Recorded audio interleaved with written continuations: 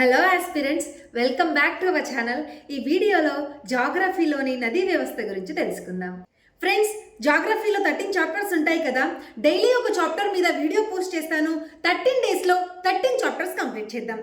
వీలైతే నోట్స్ రాసుకోవడానికి ట్రై చేయండి. ఫ్రెండ్స్, ఈ చాప్టర్ మీద ప్రీవియస్ ఇయర్లో వచ్చిన క్వశ్చన్స్ ఉంటాయి కదా, అవి వీడియో ఎండింగ్లో యాడ్ చేశాను. మీకు ఆన్సర్ తెలిస్తే కామెంట్ బాక్స్లో కామెంట్ చేయండి. ఫ్రెండ్స్, మీరు ఆల్రెడీ ఎవరైనా ఈ నదీ వ్యవస్థ చదివేసి ఉంటే, మీకు అడిషనల్గా ఏమైనా తెలుస్తుంటే వాటిని క్వశ్చన్లా ఫామ్ చేసి కామెంట్ బాక్స్లో కామెంట్ చేయండి. ఎవరో ఒకరు ఆన్సర్గా రిప్లై ఇస్తారు కదా, సో మనకు అలా కూడా రివిజన్ అవుతుంది. ఇలా ఎందుకు చేద్దాం అంటున్నానంటే, మీరు చేసిన క్వశ్చన్కి ఎవరో ఒకరు ఖచ్చితంగా రిప్లై ఇస్తారు. సో అదే దాన్ని మనం రిపీటెడ్గా చూసినాం అనుకో, అది ఫిక్స్ అయిపోతుంది మన మైండ్లో గట్టిగా.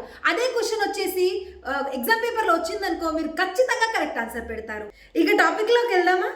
సో ఫ్రెండ్స్, ఇక టాపిక్లోకి వెళ్తే నది వ్యవస్థ. నదుల యొక్క అధ్యయనాన్ని పొటమాలజీ అంటారు. అయితే నదులు వచ్చేసి 3 రకాలు ఉంటాయి. మనం ప్రీవియస్ వీడియోలో చెప్పుకున్నాం కదా ఫ్రెండ్స్. హిమాలయ నదీ వ్యవస్థ, ద్వీపకల్ప నదీ వ్యవస్థ, వీటినే వర్షధార నదీ వ్యవస్థ అని కూడా అంటారు. మూడవది వచ్చేసి అంతర్భూభాగ నదీ వ్యవస్థ. అయితే ఈ వీడియోలో హిమాలయ నదీ వ్యవస్థ గురించి తెలుసుకుందాం. దీంట్లో మెయిన్గా సింధు నదీ వ్యవస్థ గురించి ఫోకస్ చేద్దాం.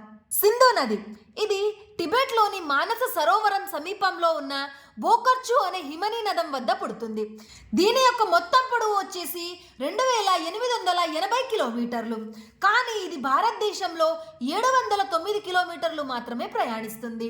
సింధు నది ఎడమ ఉపనదుల విషయానికి వస్తే, నేను ప్రీవియస్ వీడియోలో చెప్పాను కదా ఫ్రెండ్స్, వీటిని ఎట్లా గుర్తుపెట్టుకోవాలి. జేసీ బ్రదర్స్, JCBRS అని గుర్తుపెట్టుకోండి.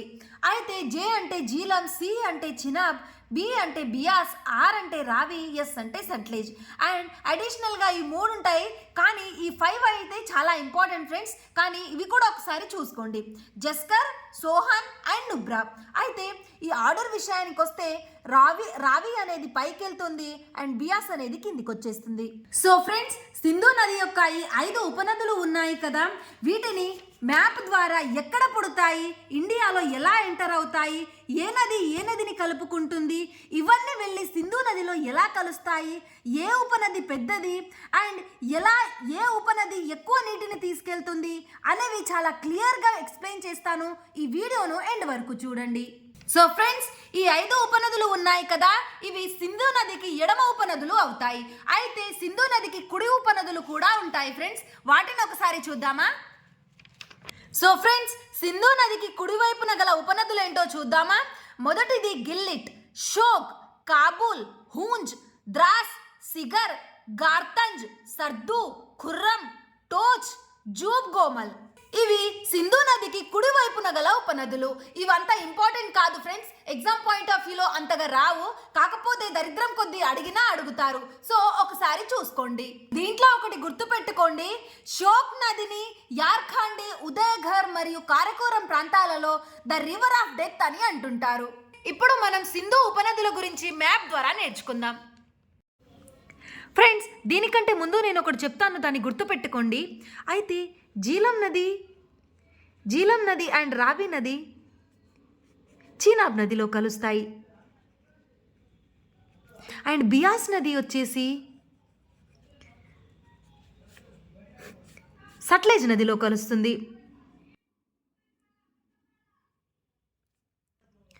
అయితే జీలం, రావి 2 నదులు చీనాబ్ నదిలో కలిశాక చీనాబ్ నది డైరెక్ట్గా సట్లెజ్ నదిలోని పంచనాడ్ వద్ద కలుస్తుంది. అయితే చీనాబ్ నది పంచనాడ్ వద్ద సట్లెజ్ నదిని కలుస్తుంది. తరువాత సట్లెజ్ నది ఇలా వచ్చి సింధు నదిని ఇక్కడ మితాన్కోట్ వద్ద కలుస్తుంది. ఫ్రెండ్స్, కంప్లీట్గా ఒకసారి చెప్తాను చూడండి. జీలం నది, రావి నది చీనాబ్లో కలుస్తాయి.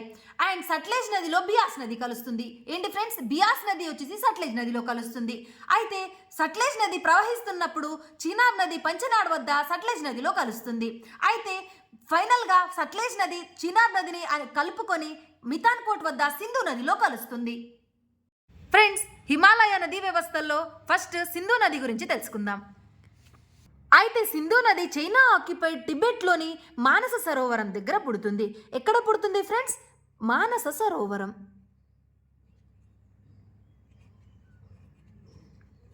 టిబెట్లోని మానస సరోవరం దగ్గర పుట్టి ఇక్కడ లడఖ్లో ఎంటర్ అవుతుంది. ఇక్కడ నుంచి లడఖ్లో ఎంటర్ అయ్యి ఇలా పాకిస్తాన్లో ప్రవేశించి ఇక్కడ అరేబియా సముద్రంలోకి కలిసిపోతుంది. ఫ్రెండ్స్, ఇండస్ వ్యాలీ సివిలైజేషన్ ఈ నది పక్కనే ఉండడం వల్ల దానికి సింధు నాగరికత అనే పేరు వచ్చింది. అయితే ఫ్రెండ్స్, సింధు నది యొక్క మొత్తం పొడవు వచ్చేసి 2880 కిలోమీటర్లు. ఇది మొత్తం పొడవు ఫ్రెండ్స్. భారతదేశంలో మాత్రం 709 కిలోమీటర్లు మాత్రమే ప్రవహిస్తుంది. ఇండియాలో ఎంత ఫ్రెండ్స్? 709 కిలోమీటర్లు మాత్రమే ప్రవహిస్తుంది. ఇండియాలో 709 కిలోమీటర్లు మాత్రమే ప్రవహిస్తుంది. ఇది ఇండియాలో ఫ్రెండ్స్. మొత్తం పొడవు వచ్చేసి 2880 కిలోమీటర్లు. ఫ్రెండ్స్, ఇప్పుడు సింధు నది అయిపోయింది కదా, దీని యొక్క ఉపనదుల గురించి చూద్దాం. ఫస్ట్ సట్లెజ్ నది గురించి చూద్దాం. అయితే సట్లెజ్ నది టిబెట్లోని రాకాసి సరస్సు వద్ద పుడుతుంది. ఎక్కడ ఫ్రెండ్స్? రాకాసి సరస్సు. సట్లెజ్ నది టిబెట్లోని రాకాసి సరస్సు వద్ద పుడుతుంది. సట్లెజ్ నది ఇక్కడి నుంచి ప్రవహిస్తూ హిమాచల్ ప్రదేశ్లోని షిప్కిల్లా కనుమ ద్వారా ఇండియాలోకి ఎంటర్ అవుతుంది. ఇండియాలో ఇక్కడ ఎంటర్ అయిన సట్లెజ్ నది పంజాబ్ గుండా ప్రవహిస్తూ పాకిస్తాన్లో ఎంటర్ అవుతుంది. పాకిస్తాన్లో ఎంటర్ అయ్యాక ఇక్కడ సింధు నదిని పంచనాడ్ వద్ద కలుస్తుంది. సారీ ఫ్రెండ్స్, పంచనాడ్ కాదు, ఇది మితాన్కోడ్. అంటే సట్లెజ్ నది సింధు నదిని మితాన్కోడ్ వద్ద కలుస్తుంది. మితాన్కోడ్. పంచనాడ్ అంటే చినాబ్ నది సట్లెజ్ నదిలో కలిసే ప్లేస్ ఫ్రెండ్స్. సో ఇది పంచనాడ్ కాదు, సట్లెజ్ నది మితాన్కోట్ అనే ప్లేస్లో సింధు నదిలో కలుస్తుంది. ఫ్రెండ్స్, ఇక్కడ వచ్చేసి బాంక్రా నంగల్ డ్యామ్ ఉంటుంది. సో ఇది భారతదేశంలోనే అతి పెద్ద డ్యామ్. ఇది ఈ సట్లెజ్ నది పైన పంజాబ్ మరియు హిమాచల్ ప్రదేశ్ రాష్ట్రాల మధ్యలో ఉంటుంది. ఏంటి ఫ్రెండ్స్? ఇది భారతదేశంలోనే అతి పెద్ద డ్యామ్. ఇది సట్లెజ్ నది పైన ఉంటుంది. ఫ్రెండ్స్, నెక్స్ట్ చినాబ్ నది గురించి తెలుసుకుందాం. చినాబ్ నది వచ్చేసి హిమాచల్ ప్రదేశ్లోని బారాలాచల వద్ద పుడుతుంది.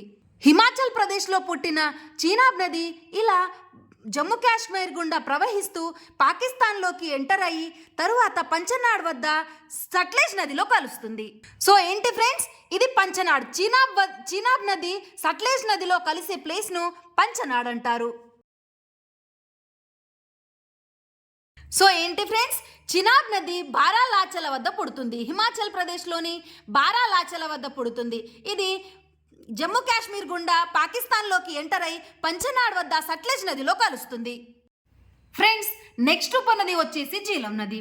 అయితే ఈ జీలం నది జమ్మూ కాశ్మీర్లోని వెర్రినాగ్ వద్ద పుడుతుంది. ఇది అలా పైకి వెళ్ళి కిందికి రావడం వలన ఇక్కడ ఉలార్ సరస్సు ఏర్పడింది. అయితే ఇది పాకిస్తాన్లో ఎంటర్ అయి చినాబ్ నదిలో కలుస్తుంది. అయితే ఫ్రెండ్స్, జీలం నది చినాబ్ నదిని కలిసే ప్లేస్ ట్రిమ్ము. అర్థమైంది కదా ఫ్రెండ్స్? జీలం నది ట్రిమ్ము వద్ద చినాబ్ నదిని కలుస్తుంది. సో ఫ్రెండ్స్, ఏంటి? జీలం నది వల్ల జమ్మూ కాశ్మీర్లో ఊలార్ సరస్సు ఏర్పడుతుంది. ఫ్రెండ్స్, నెక్స్ట్ ఉపనది రావి నది. రావి నది ఇక్కడ హిమాచల్ ప్రదేశ్లోని రోహతంగ్ కనుమ వద్ద పుడుతుంది. ఇక్కడి నుండి పంజాబ్ గుండా ప్రవహిస్తూ చీనాబ్ నదిలో కలిసిపోతుంది. సో ఫ్రెండ్స్, అర్థమైంది కదా? రావి నది హిమాచల్ ప్రదేశ్లోని రోహతంగ్ కనుమ వద్ద పుడుతుంది. ఇలా పంజాబ్ గుండా ప్రవహిస్తూ చీనాబ్ నదిలో కలిసిపోతుంది. నెక్స్ట్ వచ్చేసి లాస్ట్ వన్ బియాస్ నది. బియాస్ నది యొక్క స్పెషాలిటీ ఏంటి ఫ్రెండ్స్? ఇది ఇండియాలోని పుట్టి ఇండియాలోనే అంతమవుతుంది. అయితే ఇది హిమాచల్ ప్రదేశ్లోని రోహతంగ్ కనుమ దగ్గర పుడుతుంది. సో ఫ్రెండ్స్, ఈ బ్లూ కలర్ పెన్ ఉంది కదా, ఇది బియాస్ నది. అయితే బియాస్ నది హిమాచల్ ప్రదేశ్లోని రోహతంగ్ కనుమ వద్ద పుట్టి పంజాబ్లో సట్లెజ్ నదిని కలుస్తుంది. సో ఫ్రెండ్స్, ఇప్పుడు మనం మ్యాప్లో సింధు నది అండ్ దాని యొక్క ఉపనదుల గురించి చూసాం కదా. ఇప్పుడు నోట్స్ కూడా చూద్దాం. ఫ్రెండ్స్, సింధు నది యొక్క ఉపనదుల్లో మొదటిగా జీలం నది గురించి చూద్దాం. ఇది దక్షిణ జమ్మూ కాశ్మీర్లోని వెర్రినాగ్ వద్ద పుడుతుంది. దీని యొక్క పొడవు వచ్చేసి 724 కిలోమీటర్లు. జమ్మూ కాశ్మీర్ గుండా ప్రవహిస్తూ పాకిస్తాన్లోని ట్రిమ్ము వద్ద చినాబ్ నదిలో కలిసిపోతుంది. జీలం నది వల్ల జమ్మూ కాశ్మీర్లో ఉలార్ సరస్సు ఏర్పడుతుంది. సో ఫ్రెండ్స్, మ్యాప్లో చెప్పాను కదా, అలా పైకి వెళ్ళి కిందికి రావడం వల్ల పైన ఉలార్ సరస్సు ఏర్పడుతుందని. సో జీలం నది వల్ల జమ్మూ కాశ్మీర్ లో ఉలార్ సరస్సు ఏర్పడుతుంది. జీలం నదిని గ్రీకు భాషలో హెడాస్పస్ నదిగా పిలుస్తారు. ఫ్రెండ్స్, ఓవరాల్ గా జీలం నది గురించి చూద్దామా. ఇది జమ్మూ కాశ్మీర్ లోని వెర్రినాగ్ వద్ద పుడుతుంది. దీని యొక్క పొడవు 724 కిలోమీటర్స్ అండ్ దీని వల్ల ఉలార్ సరస్సు ఏర్పడుతుంది. ఎక్కడ ఇది? జమ్మూ కాశ్మీర్ లో ఉలార్ సరస్సు ఏర్పడుతుంది. దీనిని గ్రీకు భాషలో హెడాస్పస్ నది అని కూడా పిలుస్తారు. ఫ్రెండ్స్, నెక్స్ట్ వచ్చేసి చినాబ్ నది. ఇది హిమాచల్ ప్రదేశ్ లోని బారాలాచల కనుమ వద్ద గల లోహస్పతి దగ్గర పుడుతుంది. దీని యొక్క పొడవు 1180 కిలోమీటర్లు. ఇది హిమాచల్ ప్రదేశ్ అండ్ జమ్మూ కాశ్మీర్ల గుండా ప్రవహిస్తూ పాకిస్తాన్ లోకి వెళ్లి పంచనాడ్ వద్ద సట్లెజ్ నదిలో కలిసిపోతుంది. చీనాబ్ నదిని హిమాచల్ ప్రదేశ్ లో చంద్రభాగా నది అని పిలుస్తారు. ఇది సింధు ఉపనదులలోకెల్లా అన్నిటికంటే పెద్దది. పెద్దది అంటే పెద్దది కాదు ఫ్రెండ్స్, ఇది ఎక్కువ నీటిని తీసుకుపోవడం వలన దీనిని పెద్దది అంటారు. ఇది ఎక్కువ నీటిని తీసుకుపోతుంది.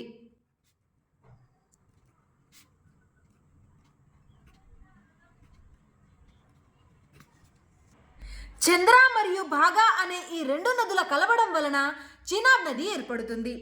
చంద్ర మరియు భాగా నదులు హిమాచల్ ప్రదేశ్లోని కెలాంగ్ సమీపం గల తాండీ అనే ప్రాంతం వద్ద కలిసి చంద్రభాగా నదిగా పిలువబడుతుంది.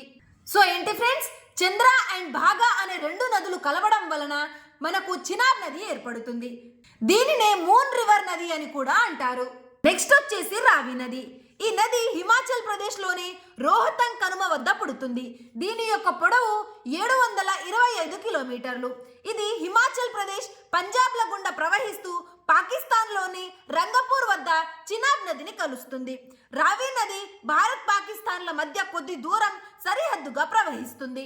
ఫ్రెండ్స్, మ్యాప్ లో చూపించాను కదా, రావి నది అండ్ జీలం నది రెండు పోయి చినాబ్ నదిలో కలుస్తాయి. నెక్స్ట్ వచ్చేసి రావి నదికి మారు పేర్లు ఐరావతి నది అండ్ లాహోర్ నది. Friends, last year PC prelims లో ఐరావతి నది అని ఏ నదిని పిలుస్తారు అనే క్వశ్చన్ వచ్చింది.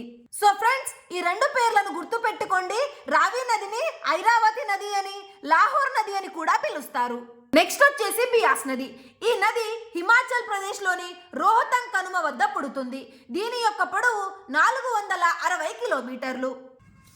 ఈ నది హిమాచల్ ప్రదేశ్ పంజాబ్ల గుండా ప్రవహిస్తూ పంజాబ్లోని హరికే వద్ద సట్లెజ్ నదిని కలుస్తుంది. దీనిని అర్కియా అని కూడా పిలుస్తారు. ఇది సింధు ఉపనదుల్లో అన్నిటికంటే చిన్న నది. సో పెద్దది ఏది ఫ్రెండ్స్? సట్లెజ్ నది. బియాస్ నది యొక్క ప్రత్యేకత ఏమిటంటే కేవలం భారత్లో మాత్రమే ప్రవహించే సింధు ఏకైక ఉపనది. అర్థమైంది కదా ఫ్రెండ్స్, ఇది భారతదేశంలోనే పుట్టి భారతదేశంలోనే అంతమవుతుంది. నెక్స్ట్ వచ్చేసి సట్లెజ్ నది. ఈ నది టిబెట్ లోని మానస సరోవరం దగ్గర ఉన్న రాకాసి సరస్సు వద్ద పుడుతుంది. దీని పొడవు 1450 కిలోమీటర్లు. భారతదేశంలో దీని యొక్క పొడవు 1050 కిలోమీటర్లు. ఇది తన జన్మస్థలం నుండి పశ్చిమంగా ప్రవహిస్తూ షిప్కిల్లా కనుమ గుండా భారత్ లోకి ప్రవేశిస్తుంది. భారత్ లోకి వచ్చాక హిమాచల్ ప్రదేశ్ పంజాబ్ల గుండా ప్రవహిస్తూ పాకిస్తాన్ లోకి మితాన్ కోట్ వద్ద సింధు నదిని కలుస్తుంది. ఎక్కడ ఫ్రెండ్స్? మితాన్ కోట్ వద్ద సింధు నదిని కలుస్తుంది. ఇది సింధు నది ఉపనదుల్లోకెల్లా పొడవైన నది.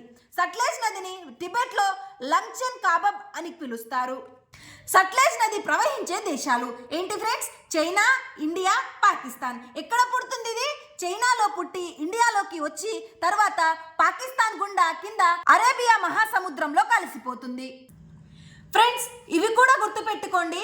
నదులు అండ్ వాటి యొక్క సంస్కృత పేర్లు ఇవి రిపీటెడ్ గా ఎగ్జామ్ లో క్వశ్చన్స్ వస్తూనే ఉంటాయి.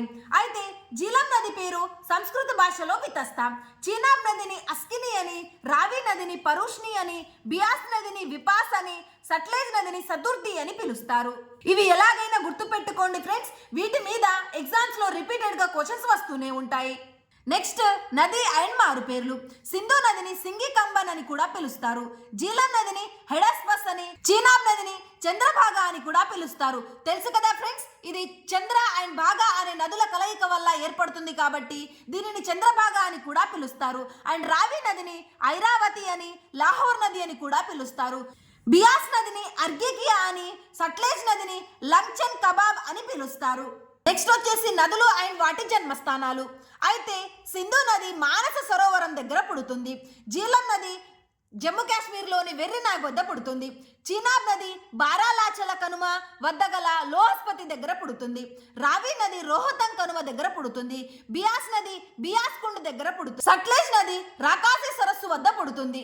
టిబెట్లోని రాకాసి సరస్సు వద్ద సట్లెజ్ నది పుడుతుంది. నెక్స్ట్ వచ్చేసి నది అండ్ వాటి పొడవులు. జీలం నది యొక్క పొడవు 724 కిలోమీటర్లు. చీనాబ్ నది యొక్క పొడవు 1180 కిలోమీటర్లు. రావి యొక్క పొడవు 725 కిలోమీటర్లు. బియాస్ యొక్క పొడవు 460 కిలోమీటర్లు. అండ్ సట్లెజ్ నది యొక్క పొడవు 1450 కిలోమీటర్లు. నెక్స్ట్ వచ్చేసి నది అండ్ కలుసుకునే ప్రాంతం.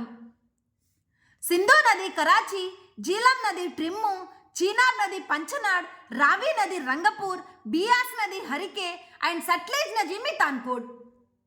సో ఫ్రెండ్స్, ఈ వీడియోలో హిమాలయ నదులలో అయిన సింధు నది యొక్క ఉపనదుల గురించి తెలుసుకున్నాం. నెక్స్ట్ వీడియోలో బ్రహ్మపుత్ర గురించి తెలుసుకుందాం. సో వీడియో నచ్చితే లైక్ చేసి ఇలాంటి ఇన్ఫర్మేటివ్ వీడియోస్ కోసం మన ఛానల్ని సబ్స్క్రైబ్ చేసుకోండి.